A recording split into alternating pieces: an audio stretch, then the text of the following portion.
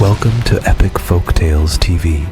Discover the magic of Africa's legendary stories, where every tale is an adventure.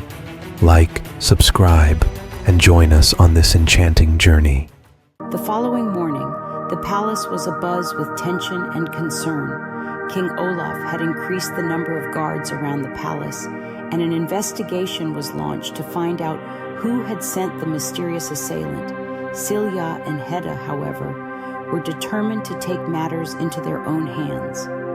"We can't just sit here and wait for something to happen," Silya said, her eyes filled with determination. "We need to find the enchanted necklace and make sure it doesn't fall into the wrong hands." Hedda nodded in agreement. "But where do we start? The legends are so old, and there's hardly any information about the necklace's location." Silya thought for a moment. "There is one place we can start, the ancient library in the heart of the forest. It holds records and books that date back centuries. Maybe we can find a clue there." The princesses decided to leave the palace discreetly. Dressed in simple cloaks to avoid drawing attention, they slipped out of the palace gates and headed towards the forest. The journey was long and arduous, but the girls were determined.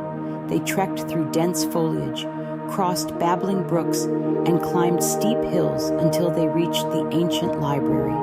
The library was a magnificent structure built into the trunk of a massive oak tree. Its walls were lined with shelves upon shelves of ancient tomes and scrolls. The air was thick with the scent of aged parchment and the quiet rustle of pages turning. Silya and Hedda began their search, poring over books and manuscripts that spoke of myths and legends. Hours passed, and just as they were about to give up, Hedda found an old, dusty scroll hidden behind a stack of books. "Look at this, Silya," Hedda said, unrolling the scroll carefully. "It talks about the enchanted necklace and its creator, the sorceress Freydis. It says that the necklace was hidden in the realm of the fire giants, deep within the mountains of Jotunheim." Silya's eyes widened. "Jotunheim? That's where the fire giants live. It's a dangerous place." Hedda nodded, her expression serious. "But it's our only lead. We have to go there and find the necklace before anyone else does." With their minds made up, the princesses set off towards Jotunheim. The journey was fraught with peril, and they faced numerous challenges along the way. They encountered treacherous terrain, battled fierce creatures, and braved harsh weather conditions. But their determination and bravery never wavered. As they approached the mountains of Jotunheim, the air grew hotter and the landscape more desolate. The ground beneath their feet was cracked and scorched, and the sky was filled with billowing clouds of ash and smoke. "Stay close," Silya said, gripping Hedda's hand tightly. "We have to be careful. The fire giants are known for their ferocity."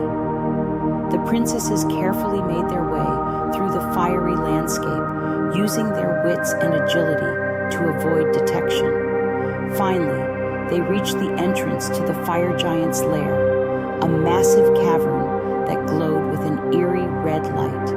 Inside, the air was stifling, and the heat was almost unbearable. The walls of the cavern were lined with glowing crystals, and rivers of molten lava flowed through the chamber. In the center of the lair, seated on a throne of molten rock, was Surtr, the king of the fire giants. Surtr was a towering figure with skin as black as coal and eyes that burned like embers. He looked down at the princesses with a mixture of curiosity and amusement. "Who dares to enter my domain?" Surtr's voice boomed, echoing through the cavern. Silya and Hedda stepped forward, their hearts pounding. "We seek the enchanted necklace," Silya said, boldly. "We know it was hidden here by the sorceress Freydis." Surtr's laughter rumbled like thunder. "The enchanted necklace? Do you think you can just walk in here and take it? The necklace is mine, and its power will be mine alone." Hedda stepped forward, voice steady. We don't want the necklace for ourselves. We need to protect it from those who would use its power for evil. Surtr's eyes narrowed. And why should I believe you? Silya took a deep breath and held out the piece of parchment they had found. Because we are the key to unlocking its power. If you don't help us, others will come, and they will stop at nothing to take the necklace from you.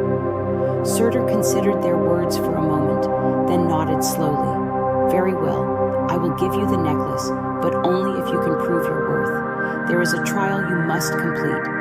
If you succeed, the necklace will be yours. If you fail, you will perish. The princesses exchanged a determined look. We accept your challenge, Hedda said, firmly. Surtr's grin widened. Then let the trial begin.